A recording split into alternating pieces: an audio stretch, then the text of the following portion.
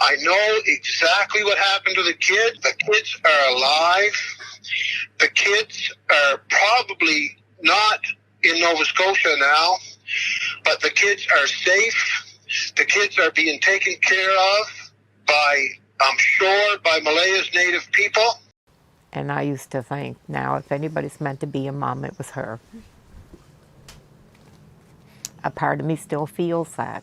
After seeing the place, seeing the condition of the home, it was like the total opposite of what I knew of Malaya. She was always clean, very clean about herself, about the kids, about her home. This home looked more like a camp.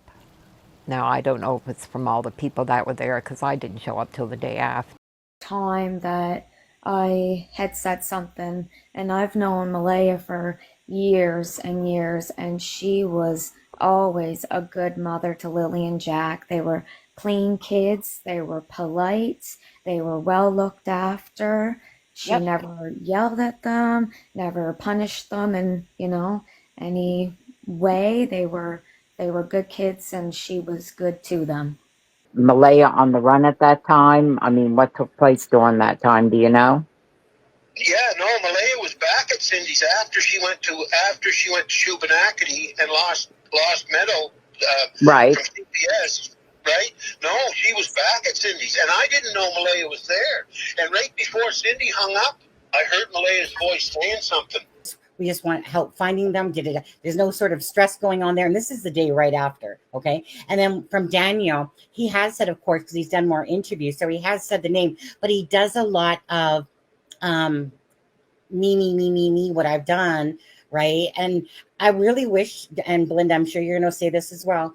I really wish that Daniel would just come up and just say what you got to say.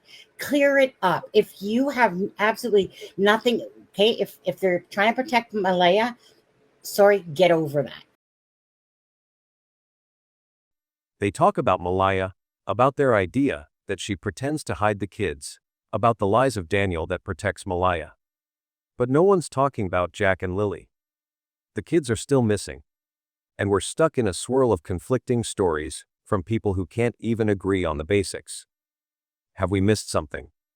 Have we been looking in the wrong direction this whole time? The unknown lawyer. Let's take a look at this man and his role in the story of Malaya. One thing people keep asking about Malaya is why she's been completely silent throughout this entire case. That raised the rumors that she hired a lawyer, that maybe she was gearing up for a legal fight. Some thought it meant she was getting serious, maybe preparing to take on CPS or even Daniel for custody, maybe even to go after those spreading damaging claims about her. But strangely, nothing ever happened. No legal action. No public statements. Not even a word from an attorney on her behalf. If Malaya really does have legal representation, why hasn't that lawyer come forward? You'd think they'd at least release a short statement, maybe a plea for the safe return of Jack and Lily, or just something to clarify her position. Even if she was advised not to speak to the media, the lawyer would have spoken for her. Especially if all they were doing was helping her navigate the investigation process. The only reason that kind of silence makes sense is if she's being represented as a suspect, or someone at risk of being charged with neglect or losing custody of her baby. And that makes everything feel even more suspicious. At this point, it's getting harder and harder to explain that silence away. Many now believe it is true that Malaya has retained a lawyer, and some even claim they have identified exactly who he is. Michael McDonald is widely suspected to be Malaya's attorney. He is an indigenous lawyer from the Sapatnikatik First Nation, a community within the larger Mi'kmaq Nation. His work spans both criminal law and family law, making him well-versed in cases that involve complex family dynamics and legal disputes.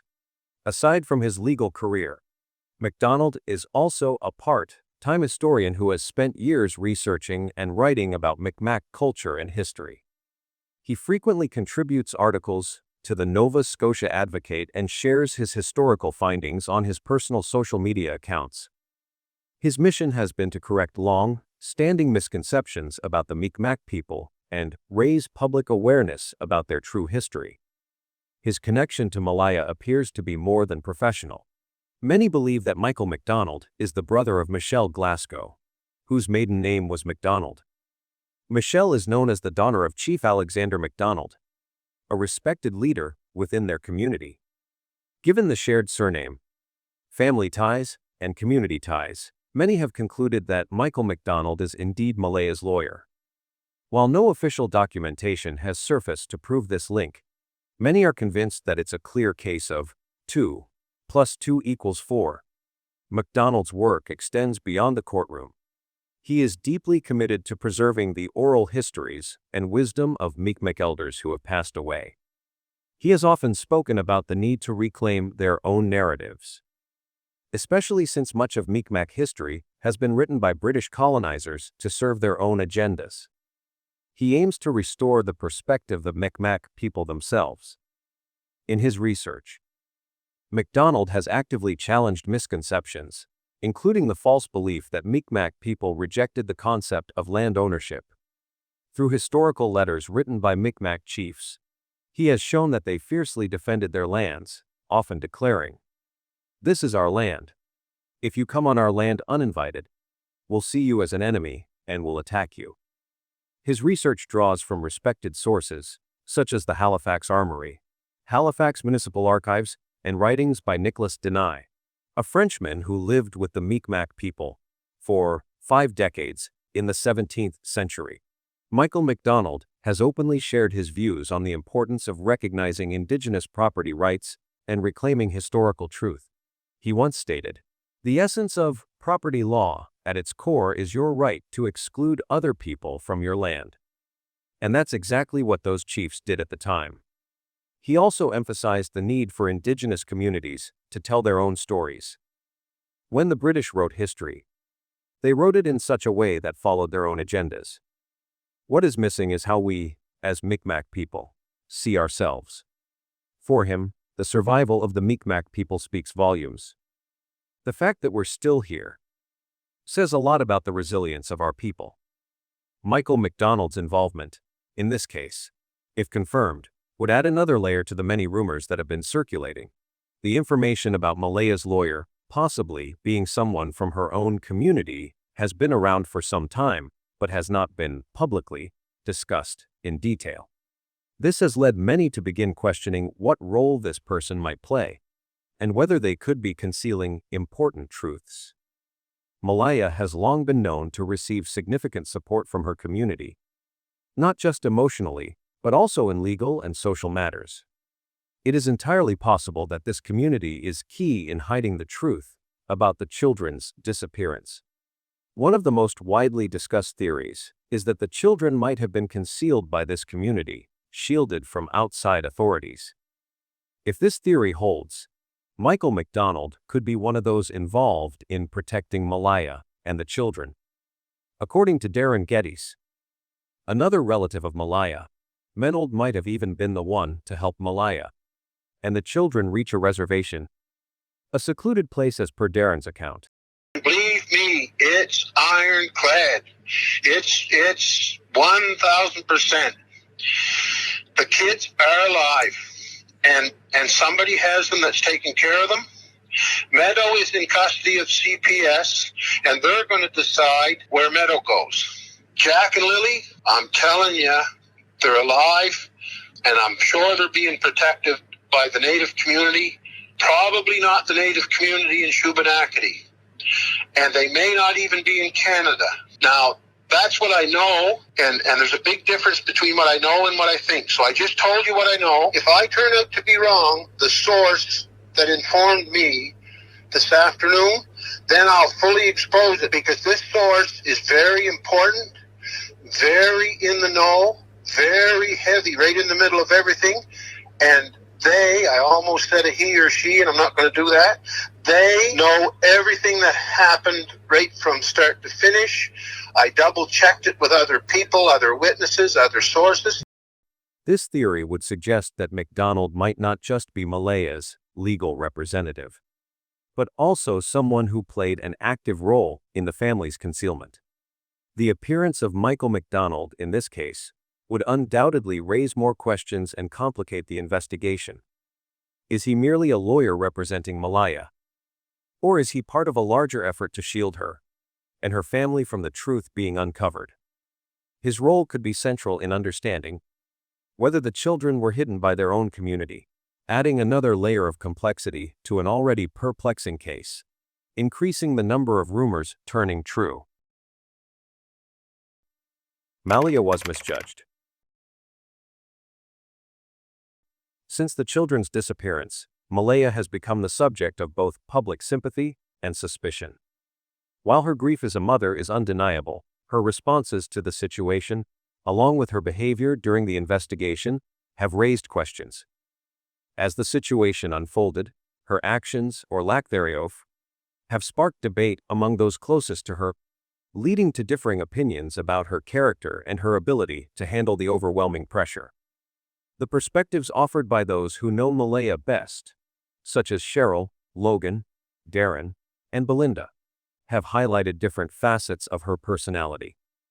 Some describe her as a good mother, while others believe she has changed. There are even claims that she may be struggling with serious psychological issues. Are there common threads in these viewpoints? And what does this say about the true Malaya?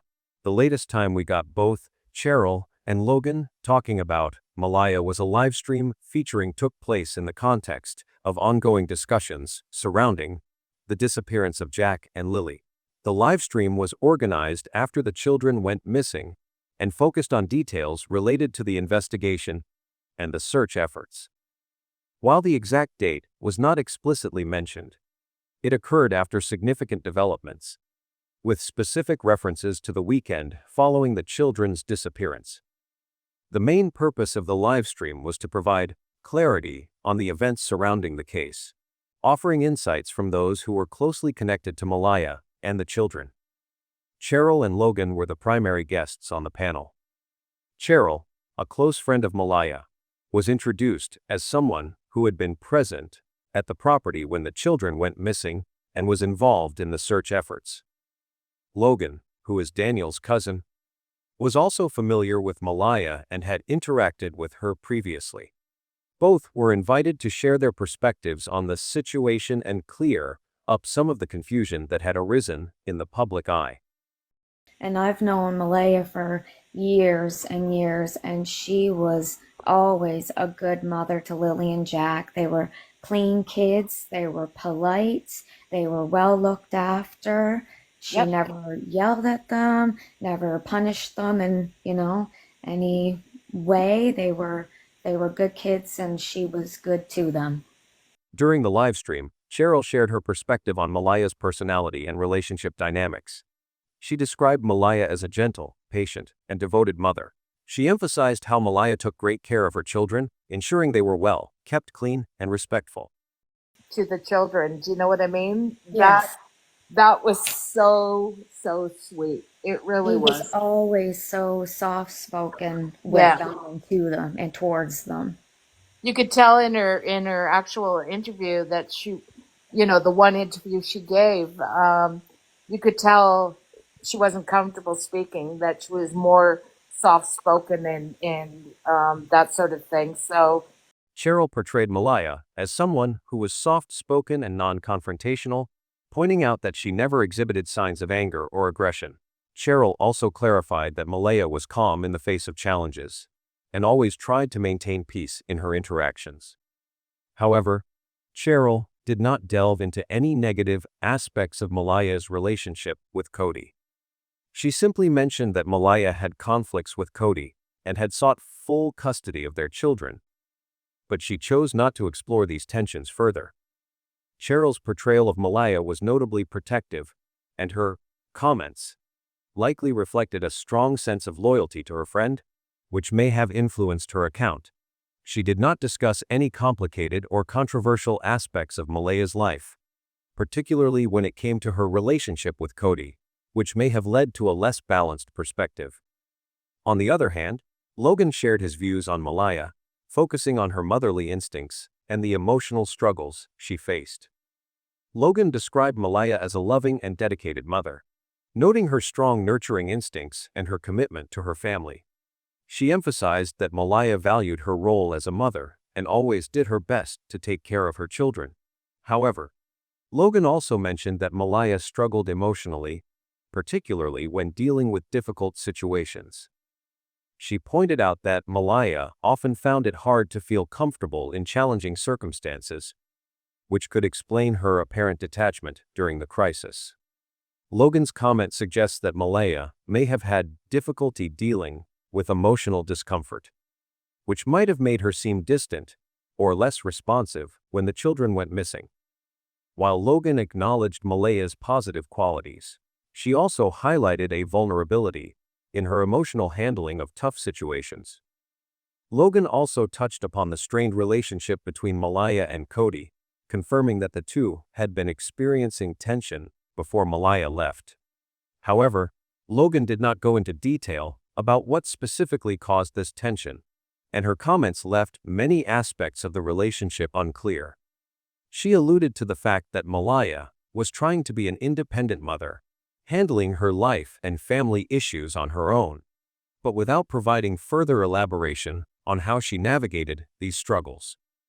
It is evident that Logan saw Malaya as someone trying to manage her responsibilities in the face of difficult circumstances, though the complexity of her actions remained somewhat unclear.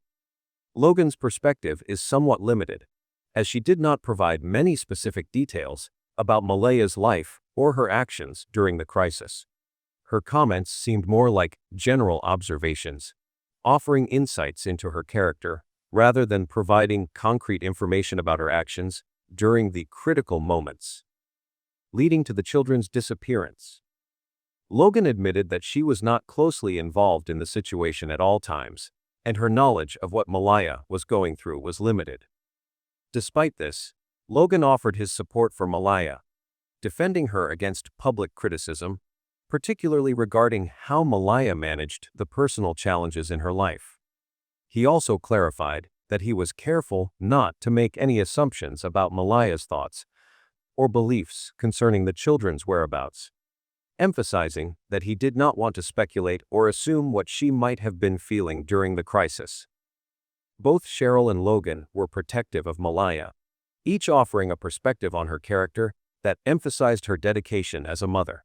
However, their accounts reveal differing degrees of emotional insight into Malaya's situation. While Cheryl focused on her positive qualities and maternal care, Logan acknowledged her emotional struggles and attempts at independence.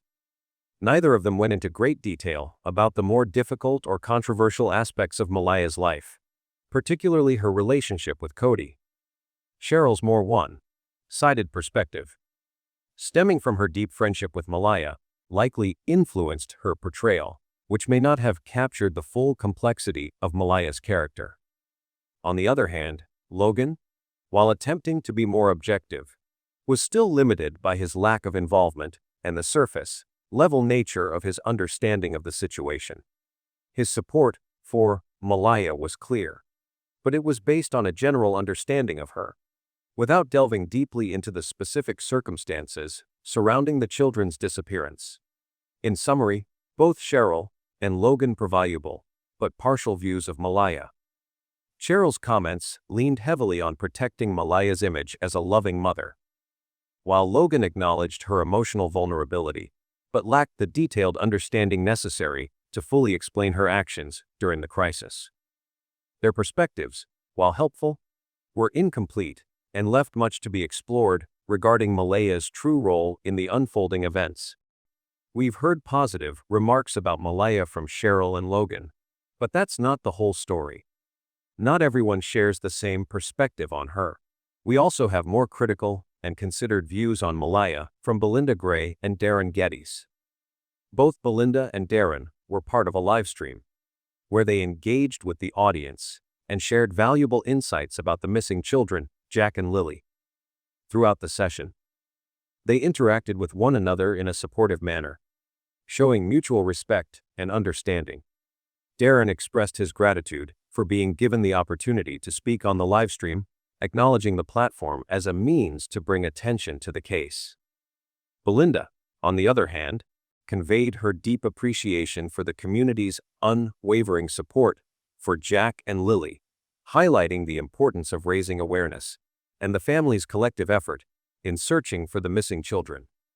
For Malaya, Belinda went first with some nice words. Malaya told me that she was not happy. She definitely wanted out of the relationship. And we supported her 100%. Belinda shared that Malaya expressed her desire to leave her relationship with Cody, stating that she was unhappy. Belinda agreed with Malaya's decision, emphasizing her support for her in leaving a situation that was clearly distressing. Belinda also described Malaya as a very loving mother. But she was a great mom. I couldn't have been happier to have her as a mom for my grandkids. This sentiment aligns with what both Logan and Cheryl had described about Malaya's maternal qualities, reinforcing the idea that Malaya cared deeply for her children. However, when it came to the disappearance of Jack and Lily, Belinda's feelings about Malaya changed. She couldn't understand how any mother could leave the place where her children were, especially in such a difficult time. I don't know how she could do that, to be honest. I love the Malaya that I knew, but I don't know how any mother can leave the place where her babies were. I'm only the grandmother, and I didn't want to leave at all. I wanted to stay there the whole time and sleep in a car. This statement reflects Belinda's sense of disbelief and distress over Malaya's apparent lack of urgency or concern in the situation. Belinda noted that Malaya had changed after entering a relationship with Daniel. She observed that their relationship became strained, and Malaya began distancing herself from the family. She made her feel it was okay. She'd come every couple of weeks with the kids, and then it slowly dwindled after she met Daniel. This marked a noticeable shift in their connection, with Malaya becoming less involved with her family after forming this new relationship. Belinda also found Malaya's reaction to the disappearance of Jack and Lily to be strange and emotionally detached. When Belinda asked Malaya what had happened to the children, she was struck by Malaya's lack of emotion. Belinda found this lack of emotional response unsettling, further questioning Malaya's role in the situation. When I got inside the trailer and after I had hugged Malaya, I took to crying. Now, I didn't notice because I wasn't watching, but my sister stated that she noticed Malaya wasn't crying at all. She didn't have any tears, that she was very non-emotional. There was also a sense that Malaya didn't want to cooperate during the search for the children. She did not want anyone coming to her house, even during the investigation. She said, "No, I don't want them around my dog." And the policewoman told her that she was impeding an investigation, and she would have to get a search warrant. Additionally, Malaya did not respond to Belinda's attempts to reach out. She sent her 3 messages since then, and she hasn't even looked at them.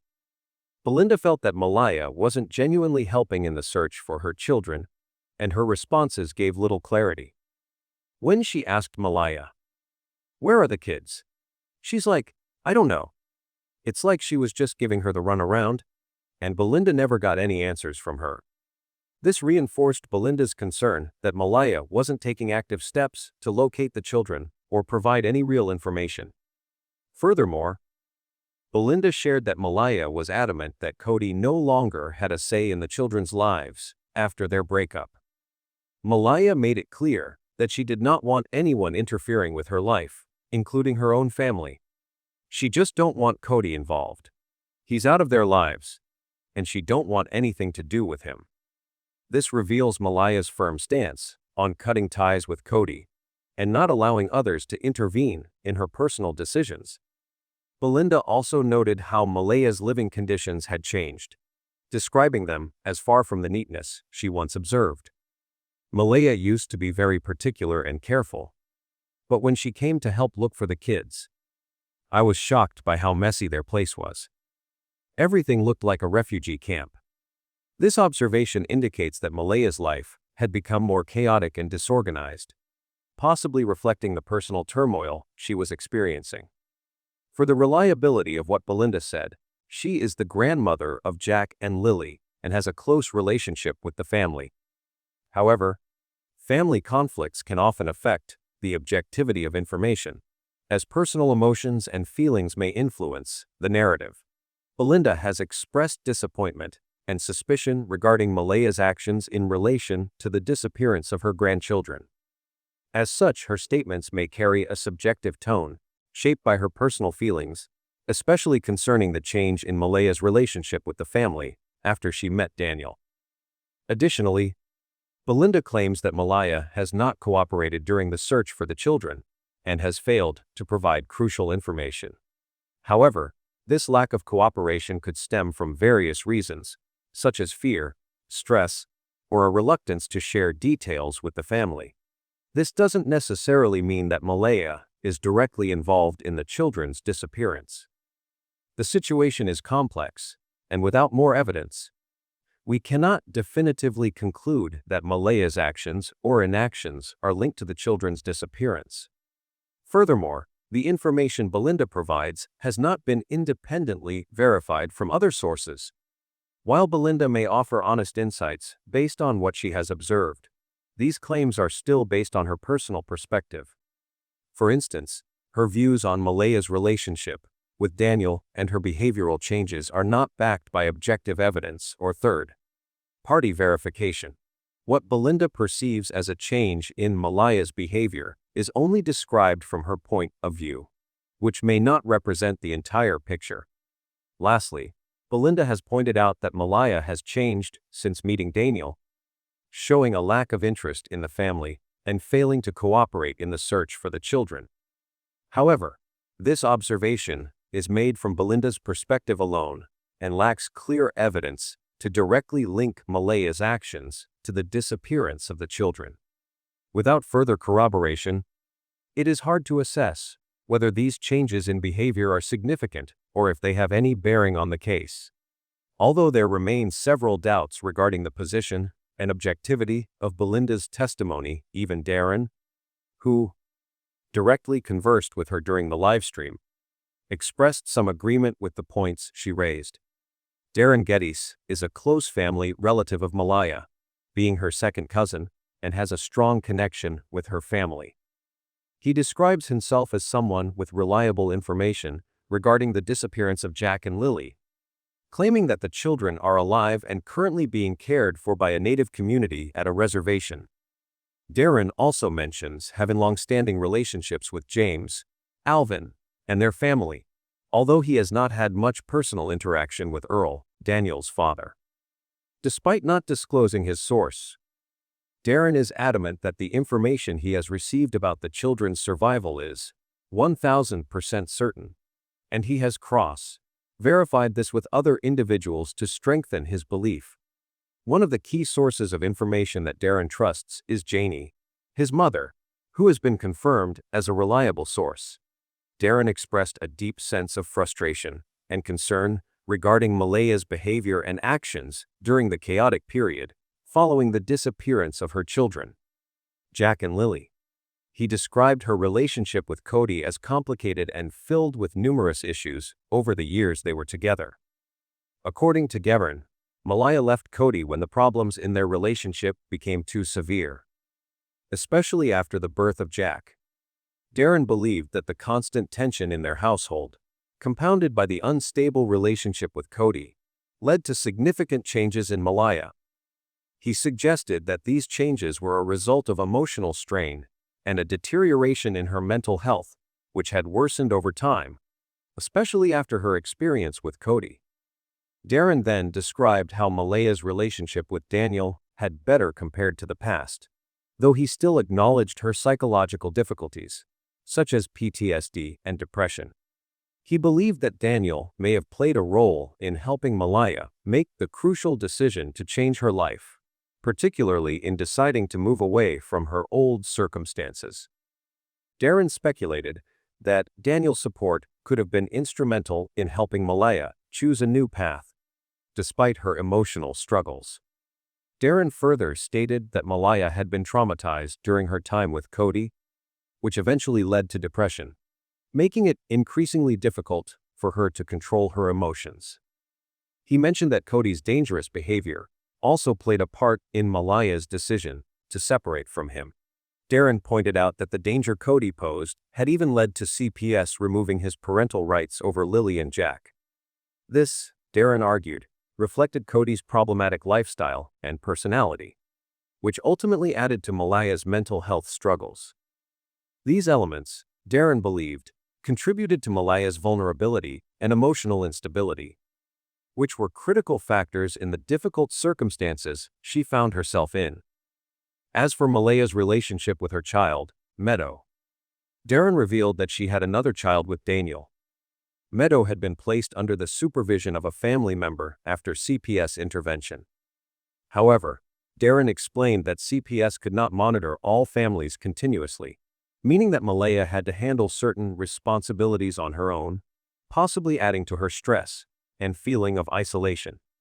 Despite the oversight, Darren felt that Malaya was struggling to manage her personal life and her responsibilities as a mother. Darren was especially critical of Malaya's actions during the crisis surrounding Jack and Lily's disappearance. He accused her of failing to speak out clearly about her children's vanishing and not taking strong actions to help in the search. According to him, Malaya had distanced herself from the situation after it occurred and did not take initiative in providing information regarding the whereabouts of her children. Darren believed that Malaya was overwhelmed by the pain and fear, but he also suggested that her failure to face the truth about the situation contributed to the ongoing confusion. He felt that Malaya was more concerned about protecting herself and her family than actively seeking her children, which made her appear uncooperative. Although Malaya did contact the authorities and reported her children's disappearance, Darren felt that her response was insufficient. He remarked that Malaya's actions seemed to be driven by self-preservation rather than genuine concern for finding her children. He noted that even though she had responded to messages from family and friends, her overall lack of urgency and engagement in the search made it clear to Darren that she was not fully invested in bringing her children back home. Darren also acknowledged that Malaya may have acted out of panic upon realizing her children were missing. He speculated that if she truly believed they had been kidnapped or were in danger, her behavior would have been drastically different. Darren considered that the oddness of her actions might have been a result of something she was trying to hide, pointing to potential secrets she was unwilling to reveal. This only deepened Darren's concerns about Malaya's emotional state and her capacity to handle the situation. Finally, Darren discussed how Malaya had inadvertently created a chain of events that led her into the current predicament. He suggested that Malaya had not handled the situation properly, and now she was caught in a difficult and compromising position. Darren emphasized that she needed to take responsibility for her actions and acknowledged that the consequences of her decisions were part of the reason she was now facing such a challenging situation. He expressed that, while he understood her struggles, Malaya had failed to manage the situation in a way that could have led to a resolution, leaving her in the predicament she was now in. For Darren's credibility, as Malaya's cousin, Darren is familiar with her family and their personal struggles, which gives him an intimate understanding of their circumstances. However, this familial connection could potentially affect his objectivity. Being so closely tied to the family, he might have a natural tendency to protect his relatives, which could skew his perspective or lead him to present information in a more favorable light than might be warranted. This bias could raise questions about the reliability of his statements. Darren claims to have 1,000% certainty about the whereabouts of Jack and Lily, asserting that they are alive and being cared for by a native community at a reservation. However, he does not reveal his sources, stating only that he has cross-checked this information with several other people. This lack of transparency about the origins of his information severely undermines its trustworthiness. Without knowing where or how he obtained his information, it becomes impossible to independently verify the accuracy of his claims. This lack of verifiable sources makes it difficult to determine the credibility of his statements.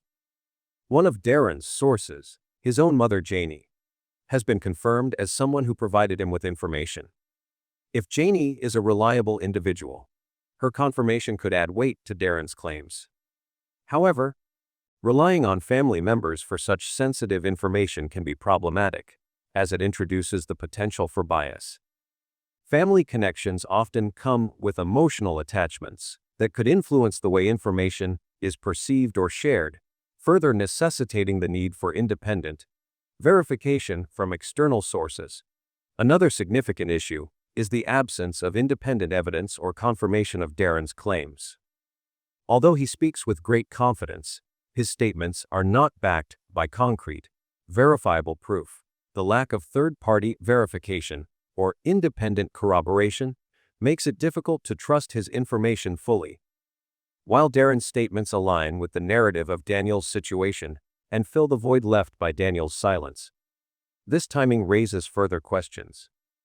It seems as though Darren appeared at a moment when Daniel had stopped speaking and needed someone to continue maintaining the story, potentially in a more positive light for Daniel. The coincidental alignment of Darren's information with Daniel's, both in terms of content and timing, adds a layer of suspicion to the situation. Given these circumstances, it's clear that Darren's credibility, while potentially genuine, is far from indisputable. Theory of Darren. For Daniel himself, one thing that stands out is the sheer amount of information he has provided about this case compared to others who have spoken about it.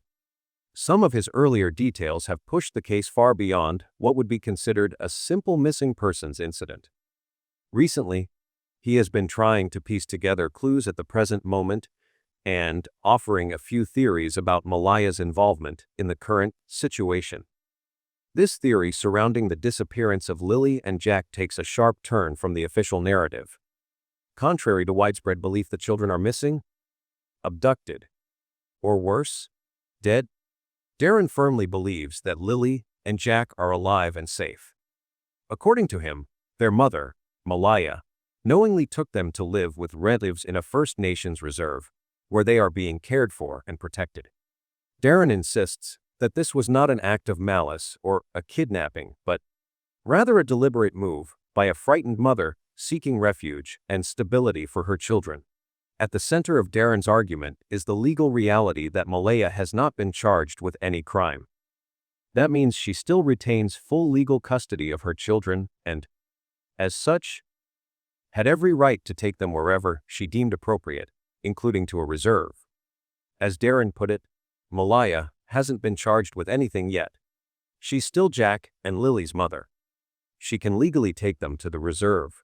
From his perspective, what others call disappearance is simply a misinterpreted decision by a mother exercising her lawful parental rights. He further emphasizes that Lily and Jack are not being hidden, but are instead under the care of the First Nations community, which operates under a sovereign system. This means the community has its own child protection services, independent of Canadian CPS, and operates according to its own laws and customs. Darren notes that these two systems are currently in conflict, with an ongoing legal dispute over jurisdiction and authority. There's a struggle between the native CPS and the Canadian CPS. He explained, asserting that the children are being protected, not concealed. One of the most contentious elements of Darren's theory is why Malaya has chosen not to come forward. He believes she has been advised by legal counsel to remain silent, not out of guilt, but out of self-preservation. If she were to publicly reveal the children's location now, Darren argues, she could face criminal charges for having previously provided false information to authorities. Malaya initially told police that the children wandered into the woods, triggering one of Canada's largest and most expensive search operations. Admitting now that this story was untrue could expose her to charges of obstruction, mischief, or even fraud. As Darren bluntly put it, If the kids turned up right now, Malaya would be charged with giving a false statement and liable for the biggest search in Canada. Despite the seriousness of that misstep, Darren insists there was no criminal intent behind it. He characterizes Malaya as a scared young woman who was trying to escape a problematic relationship and protect her children in the only way she knew how. There's no murder. There's no nothing. There's a little scared girl, tried to sneak away from a relationship, and it blossomed into this, he said. In his view, the entire situation has snowballed because of poor communication and a misunderstanding of indigenous jurisdiction rather than any malicious wrongdoing. According to Darren, the truth will come out, eventually. He believes the visibility of the children hinges on the outcome of a legal case between the First Nations CPS and the Canadian government. If the sovereign nation's rights are upheld and jurisdiction is affirmed, then the children will be free to reappear publicly without fear of reprisal or removal. If this turns out to go in favor of the sovereign nations, then I think you're going to see the kids publicly show up shortly after that decision, Darren predicted. Though he repeatedly calls it speculation, Darren claims he has extensive circumstantial evidence and testimony supporting his theory. That's my speculation, but I've got one wicked whack of circumstantial proof and testimony behind me, he said, hinting that much of what he knows cannot yet be shared due to legal restrictions. He referenced a gag order in place that limits what he and others close to the situation can reveal. There's a gag order on it, also I can't say anything about it, he mentioned, acknowledging that even discussing the existence of a court hearing was dangerously close to violating that order. Further supporting his theory, Darren pointed out inconsistencies in the official account, such as the absence of physical evidence showing the children entered the woods.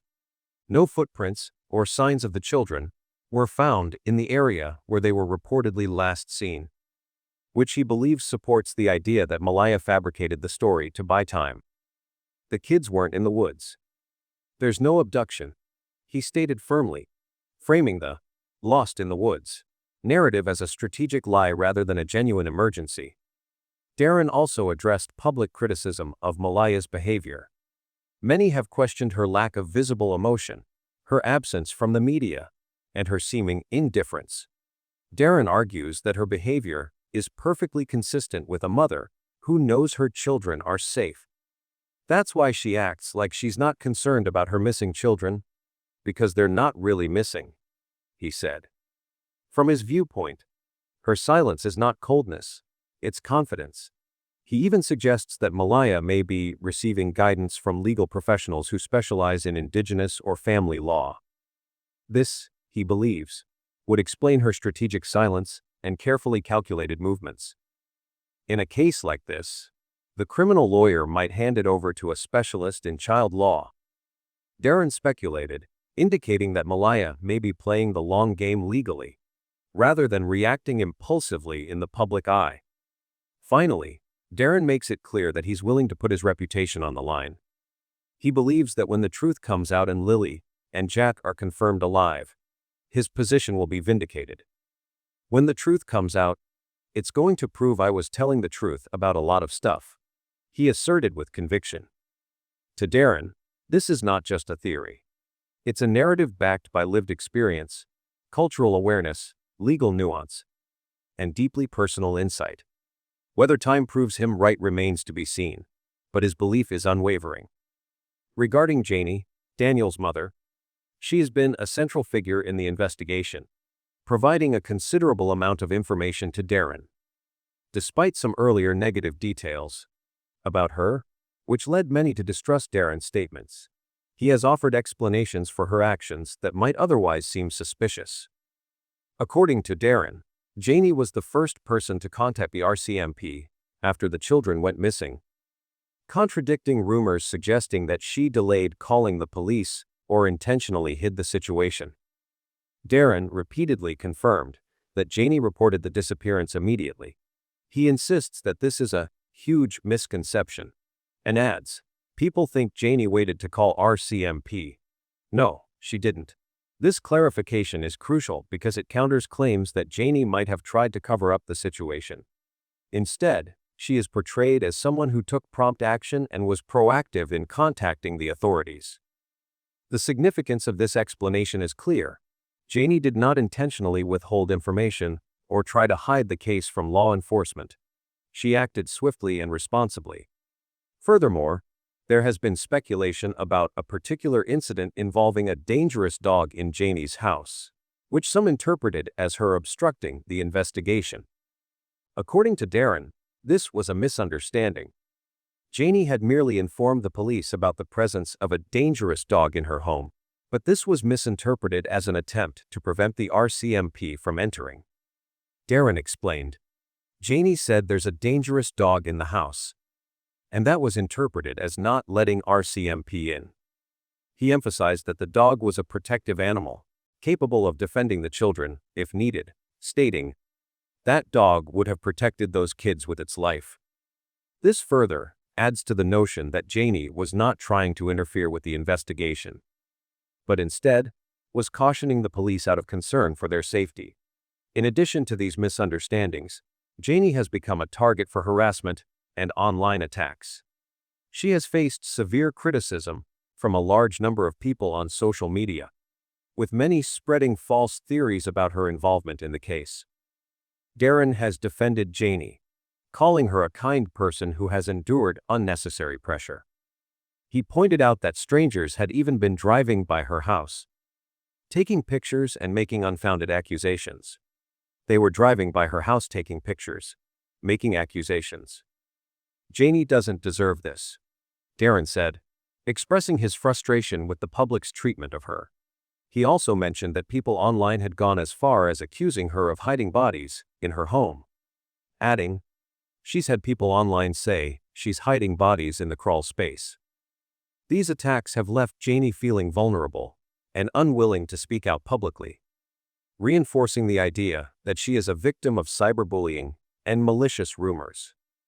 Darren has also mentioned that he is considering participating in a public interview with CBC News to share his side of the story. While Darren is open to this opportunity, he has expressed that Janie might join him, but only if she feels safe and assured that her reputation won't be further tarnished. He stated, if I go on CBC, Janie might come with me, but only if people calm down. This comment suggests that Janie does have crucial information and could potentially serve as an important witness in the case, but she remains hesitant to engage in public discussions due to the backlash she has faced. The key takeaway here is that Janie's willingness to speak out depends on the assurance of her safety and a more respectful public reception. Finally, Darren has firmly rejected the rumors suggesting that Janie lied to the police or failed to cooperate. Some people have spread the idea that she provided false statements or withheld information, but Darren has strongly denied these claims. He emphasized, she told the truth. She did everything right.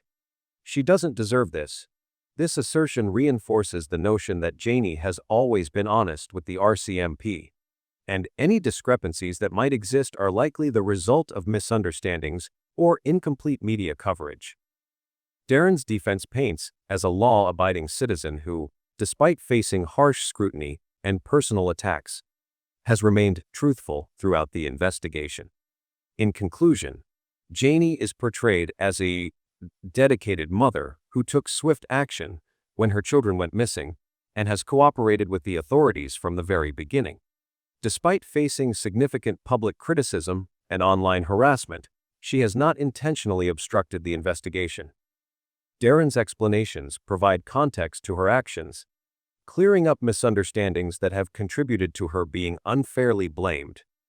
However, her reluctance to speak publicly and participate in interviews reflects the emotional toll these events have taken on her and the ongoing need for a more compassionate and balanced approach to her role in the case. Also, Darren has made it clear that he's seriously considering stepping out of the shadows and speaking directly to the public through an appearance on CBC, Canada's national broadcaster. He believes that sharing his side of the story in a reputable and mainstream media Setting could help bring clarity to the chaotic and rumor-filled narrative surrounding the disappearance of Lilly and Jack. I might go on CBC. I've been thinking about it, he said during the live stream. For him, this isn't just about being heard. It's about setting the record straight, defending the people he cares about, and shifting the conversation from speculation to evidence. If I do, I'll say everything I can legally say, he added, signaling a measured and deliberate approach. What makes this potential public appearance even more significant is that Janie, a key figure in the case and someone very close to Malaya, might join him. Janie, who was reportedly the first person to contact RCMP when the children were discovered missing, has been the target of relentless online harassment and false accusations. Darren emphasized that she would only agree to speak publicly if the online attacks against her subside. If I go on CBC, Janie might come with me, but only if people calm down, he stated. If she does appear, it would mark the first time a direct witness involved in the early stages of the case speaks out in a public forum, which could significantly shift public perception. Still, Darren remains mindful of the legal constraints surrounding the case. He acknowledged that there is a gag order in effect, likely tied to ongoing legal proceedings involving custody and jurisdictional issues between the Canadian government and First Nations authorities. Because of that, Darren is committed to sharing only the information he is legally allowed to disclose. I can't talk about the hearing. There's a gag order.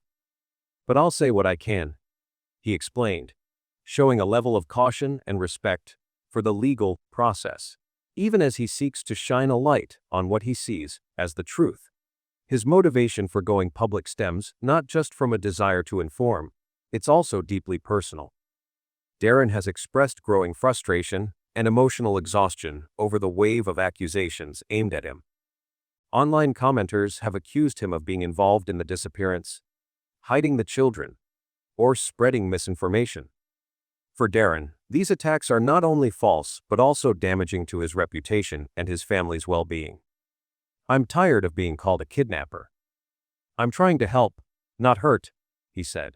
He insists that his goal from day one has been to support the search for Lilly and Jack, not obstruct it. People say I'm involved.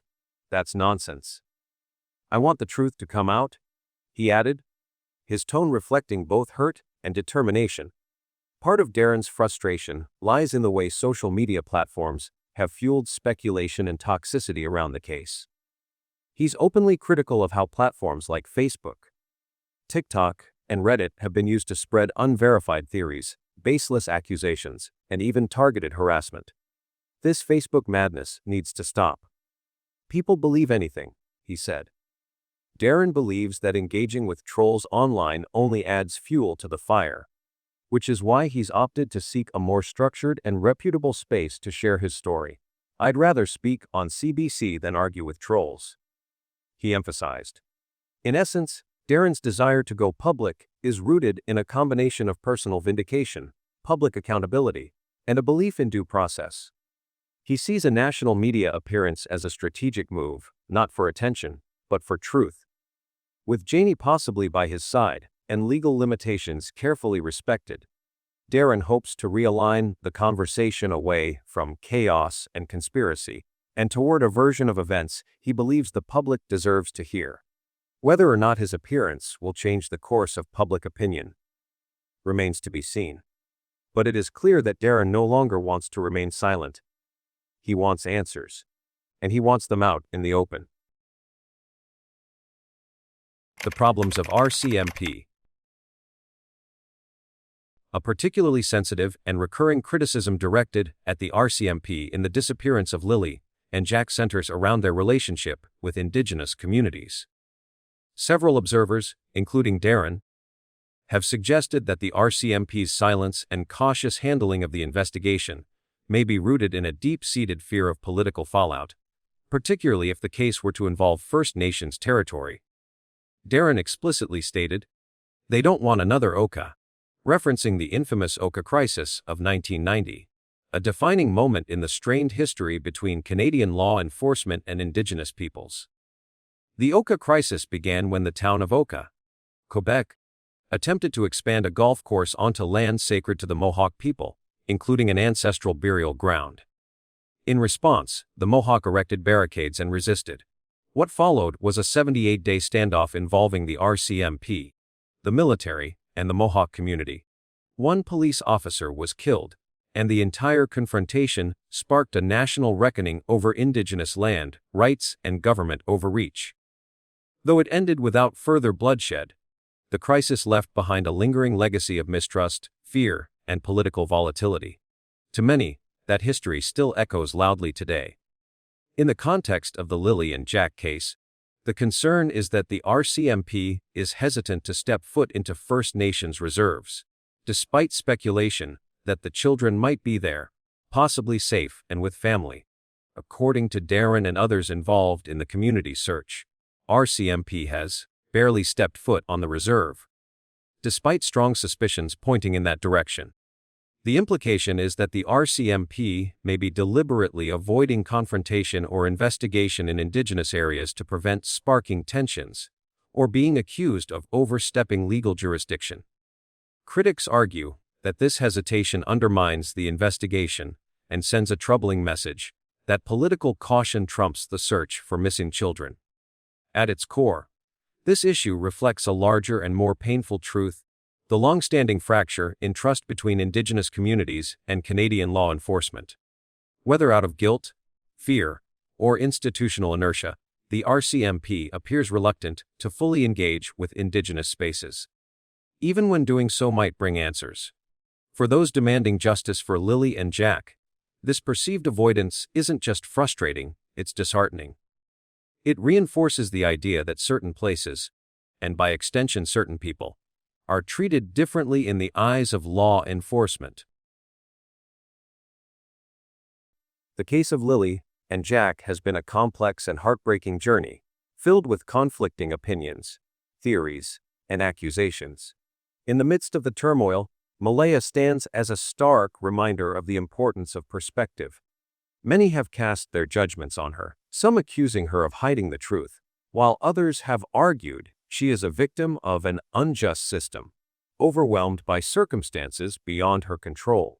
This duality of perception highlights the need for us all to approach situations with an open mind, to understand the nuances of every story, and to acknowledge that there are always multiple sides to a matter. In Malaya's case, she represents the consequences of being judged too quickly without fully understanding her role or the weight of the pressures she faces. Similarly, the handling of this case by the RCMP also illustrates a broader lesson about the importance of impartiality and transparency in investigations. The force has been heavily criticized for its slow response, lack of communication, and failure to engage the community in a meaningful way. However, what remains unclear is the extent of the investigation behind the scenes. How many leads were pursued? How much information was withheld from the public? And for what reason? The suspicion that the RCMP may have been actively controlling the narrative, rather than focusing on uncovering the truth, reflects the dangers of political caution and image management over genuine accountability. As we look deeper into the history of this community and the tensions between law enforcement and Indigenous territories, we must ask whether the RCMP's actions were motivated by a genuine desire to find the truth, or if they were trying to avoid another political crisis, such as the Oka crisis, which left deep scars in Canadian history.